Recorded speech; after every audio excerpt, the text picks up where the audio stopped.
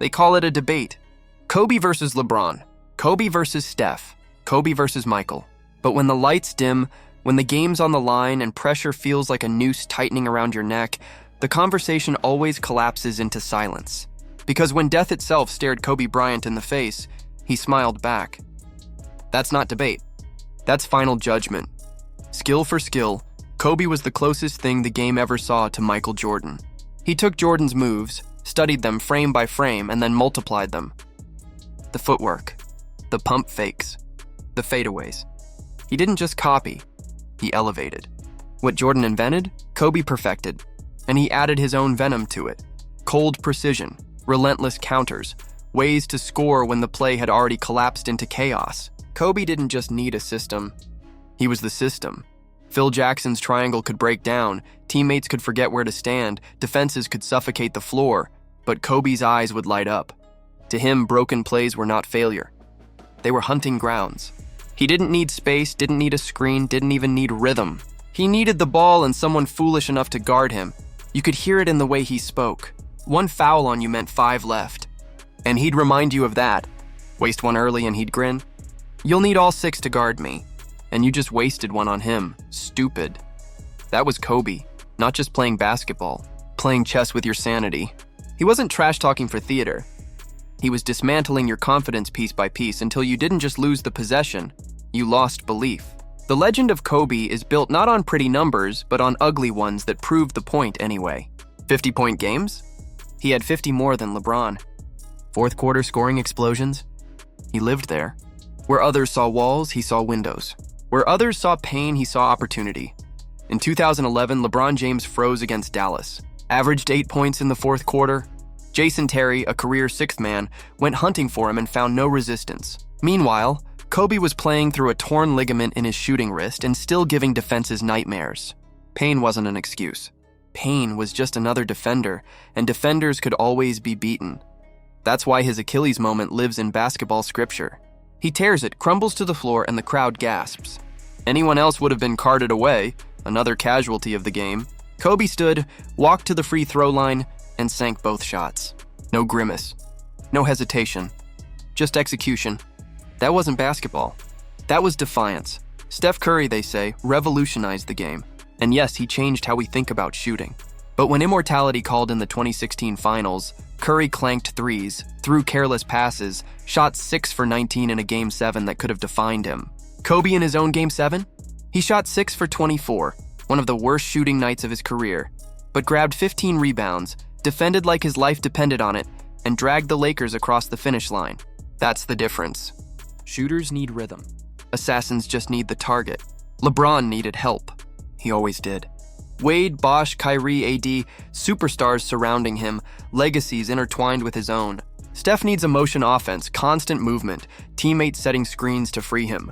Kobe needed none of it. His 81-point game? His teammates were Smush Parker, Kwame Brown, Chris Meme, guys who were forgotten by the league before you even learned how to spell their names. With just one All-Star in Pau Gasol, Kobe dragged the Lakers to 3 straight finals and 2 championships. No hand-picked super teams. No shortcuts. Just blood, sweat, and a thirst to dominate. He wasn't physically gifted the way LeBron was. He didn't have the unguardable shot of Curry. What he had was a toolbox filled with counters. If you stopped his first move, he hit you with the second. If you read that, he had a third. And when you finally guessed right, he beat you anyway because willpower bends physics. He wasn't faster. He wasn't stronger. He was just relentless. That relentlessness bled into everything.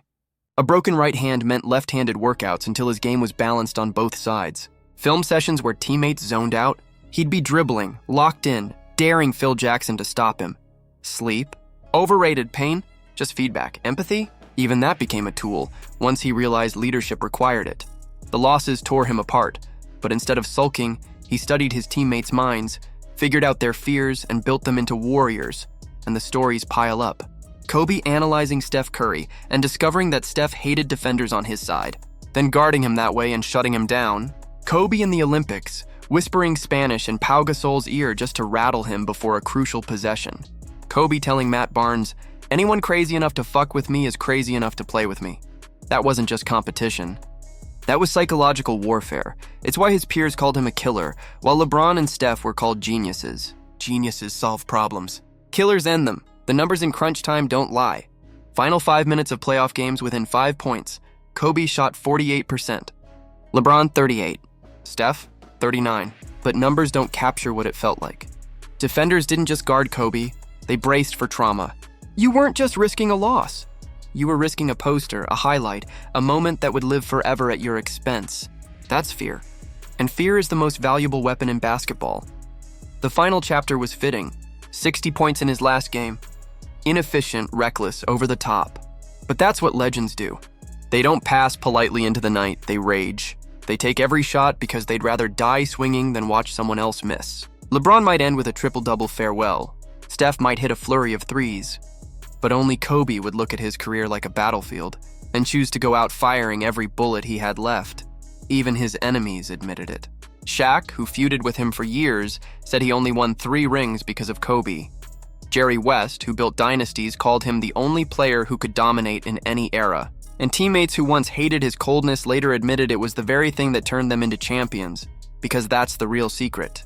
Greatness isn't about talent. It isn't about efficiency. It isn't about stats that look pretty on a spreadsheet. It's about obsession. It's about the willingness to bleed for something no one else can see. It's about tearing your Achilles, standing up anyway, and hitting free throws because the job isn't finished. That's why when Kobe died, the NBA stopped. Players wore his number. Rivals cried. Legends admitted he was different. Because deep down, they knew what we all knew. They could never want it as badly as he did. They could never sacrifice what he did. They could never hate losing enough to kill for it. So ask yourself, Game 7, Finals, down by 2, 3 seconds left. Whose hands do you want the ball in? The king who might make the right pass? The chef who might rattle in a 3? Or the black mamba who would rather die than miss? Your heart already knows the answer. Because heroes come and go, but legends die with the ball in their hands. Mamba forever. What do you think? In your heart, who would you trust with everything on the line, LeBron, Steph, or Kobe? Drop your answer in the comments and don't forget to like this video, subscribe for more untold truths, and hit the bell so you never miss a story that cuts deeper than the box